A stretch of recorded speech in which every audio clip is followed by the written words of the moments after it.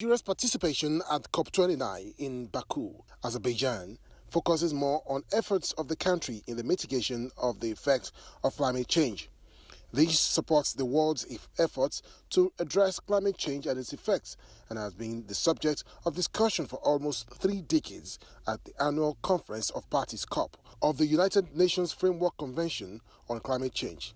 This year's COP is the 29th edition of the conference. Nigeria is there to advance its climate change agenda and related issues, and also have high expectations. Nigeria's long-term low-emission development strategy and carbon markets program have already been commended by the conference parties. The country has committed to starting efforts towards achieving net zero emissions by 2060, as promised at COP26 in Glasgow, Scotland in 2021.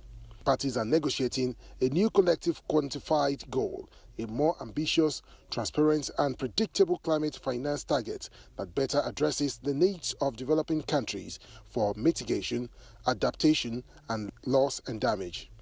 The second week of the 29th session of the Conference of the Parties to the UN Framework Convention on Climate Change started on a high note, with parties adopting a number of decisions.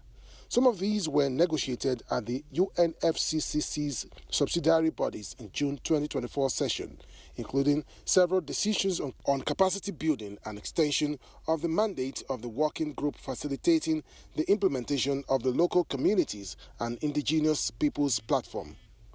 Parties also adopted decisions agreed to during the first week of COP29, including on matters relating to least development countries and technology.